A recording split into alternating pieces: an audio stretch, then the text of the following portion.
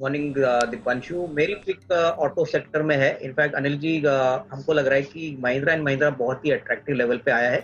इसके दो तीन कारण है। एक तो आने वाले बजट में हमको लग रहा है कि मैन्युफैक्चरिंग सेक्टर के अलावा एग्री सेक्टर के ऊपर भी काफी बेनिफिट्स आने की उम्मीद है। तो यहाँ पे महिंद्रा एंड महिंद्रा एक काफी स्ट्रॉन्ग रिप्रेजेंटेटिव स्टॉक रहेगा, जहाँ पे कंपनी को काफी बेनिफिट हो सकता है। दूसरी बात, कंपनी का जो कोर ऑटो बिजनेस है वहां पे हमने देखा है कि हालांकि सेमीकंडक्टर के इश्यूज है, लेकिन ओवरऑल डिमांड काफी स्ट्रांग है। अभी भी इनकी गाड़ियों की जो वेटिंग लिस्ट है वो करीबन 6 से 8 महीने है। और आज हमने ये भी सुना है कि इनके जो दो प्रोमिनेंट सब्सिडरीज है, महिंद्रा लॉजिस्टिक और महिंद्रा हॉलिडेज, इनके यहाँ पे भी पॉजिटिव डेवलपमेंट्स है। महिंद्रा हॉलिडेज ने कहा है कि वो 300 एडिशनल रूम्स ऐड करने वाले हैं, प्लस महिंद्रा लॉजिस्टिक्स ने मेरू की फैसिलिटीज को टेक ओवर किया है। तो ओवरऑल होल्डिंग कंपनी के कारण यहाँ पे डेफिनेटली बेनिफिट होगी।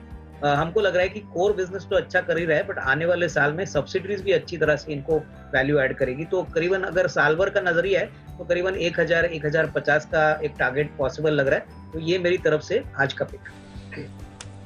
दीपांशु, मुझे लग रहा है कि देखिए आरबीएल बैंक में एक बात जो मार्केट्स को बहुत डिसअपॉइंटिंग लगी, क्योंकि न्यूज कंप्लीटली अनएक्सपेक्टेड थी वीकेंड पे कि आरबीआई का गवर्नर नियुक्त किया गया है। और जब भी आरबीआई का गवर्नर कोई भी बैंक में नियुक्त होता है तो ऑब्वियसली वहां पे कोई खराबी या कोई कंसर्न होने के बाद में ही आरबीआई इंटरफेयर करता है। आरबीएल बैंक की लोन मिक्स की बात करें तो ज्यादातर जो कंसर्न मार्केट को है वो उनके अनसिक्योर्ड लोन्स पे है, काफी सिग्निफिकेंटली हाई है। तो मुझे लग रहा है कि जो भी डेवलपमेंट हो गया उसका नेगेटिव इम्पैक्ट तो हमने कल देखा।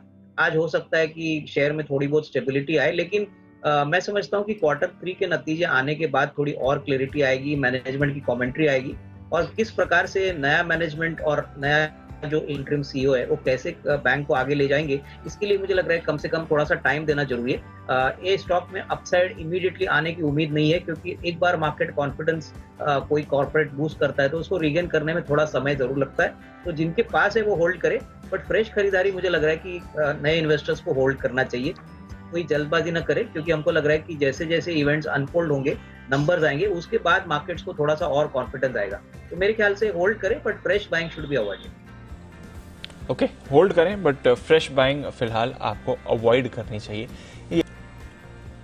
दीपांशु, मुझे लग रहा है कि देखिए स्टील कंपनीज में इमीडिएट जो नियर टर्म का आउटलुक है वो काफी पॉजिटिव है। एटलीस्ट तीसरी तिमाही में हमको लग रहा है कि कंपनीज बहुत बढ़िया नंबर्स रिपोर्ट करेंगी। ऑलरेडी काफी कंपनीज जो बड़ी फ्रंटलाइन प्लेयर्स है जैसे टाटा स्टील, हिंडाल्को, इन्होंने कहा है कि अभी भी ग्लोबली मेटल प्राइसेस बहुत स्ट्रांग है। और हमको लग रहा है कम से कम आने वाले 6 महीने के लिए तो कमोडिटी साइकिल अच्छी खासी रहेगी। ओवरऑल ऑटोमोटिव डिमांड भी हमको लग रहा है आने वाले साल में अच्छी तरह से बढ़ने की उम्मीद है, तो इसका भी बेनिफिट मिलेगा। तो नियर टर्म में तो डेफिनेटली प्राइस मूवमेंट मोर और लेस पॉजिटिव को फैक्टर कर चुका है। बट कहाँ मैं समझता हूँ अगर रिटर्न्स के पॉइंट ऑफ व्यू से कहे तो मैं समझता हूँ कि थोड़ा सा करेक्शन पे मेटल स्टॉक्स को खरीदना चाहिए। साइकिल अभी भी इंटैक्ट है, लेकिन रिस्क रिवॉर्ड के पॉइंट ऑफ व्यू से मुझे लग रहा है कि शायद थोड़ा सा वेट एंड वॉच पॉलिसी करनी चाहिए, क्योंकि मेटल्स में हमको लग रहा है कि जो रिस्क रिवॉर्ड अभी इन्वेस्टर्स के पास है वो काफी कम है। तो गिरावट अगर आती है तो ही खरीदे, डेफिनेटली लॉन्ग टर्म प्रोस्पेक्ट्स अच्छे। यहाँ पर टाटा पावर पर अविनाश जी 220 के आसपास खरीदना बनता है। इनफैक्ट अनिल जी, मैं समझता हूँ कि देखिए टाटा पावर एक एसआईपी स्टॉक है। अगर आपको लंबी अवधि के लिए कोई कंपनी निवेश करनी है तो टाटा पावर डेफिनेटली क्वालिफाई करता है।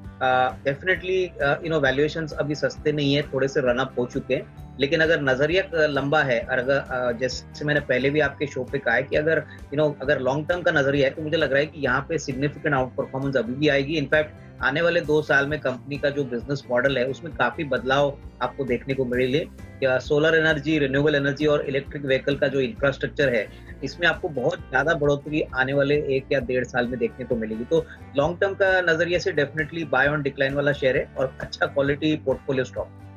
जी, जो मेरी आज 10 की कमाई का स्टॉक है वो एक ऑटो एंसिलरी कंपनी है और कंपनी का नाम है गैब्रियल इंडिया लिमिटेड। गैब्रियल एक मार्केट लीडर है शॉक एब्जॉर्बर्स में और स्ट्रट्स में, और ज्यादातर 2 wheeler, 4 wheelers as well as commercial vehicle जैसे सेगमेंट्स को केटर करती है। हमको लग रहा है कि अनिल जी, जिस प्रकार का ग्रोथ पैटर्न हमको कमर्शियल व्हीकल्स में दिख रहा है, पैसेंजर कार में दिख रहा है, और अभी जो इलेक्ट्रिक व्हीकल्स आ रहे हैं, इसका फायदा कंपनी को जरूर मिलेगा। इनफैक्ट वाला स्कूटर के लिए गैब्रियल इंडिया 100% वेंडर है। इनको करीबन 10 लाख व्हीकल्स की ऑर्डर बुक मिली है और हमको लग रहा है कि आने वाले समय में जैसे जैसे नए इलेक्ट्रिक व्हीकल्स लॉन्च होंगे तो वहां पे गैब्रियल को पोटेंशियल काफी रहेगा।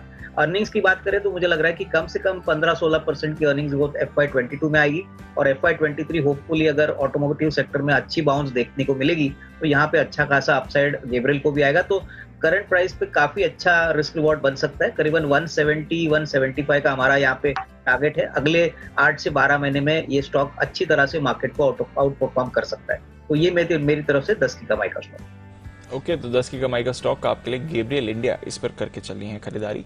अविनाश जी की तरफ से राय आती हुई दिख रही है। 175 का है टारगेट।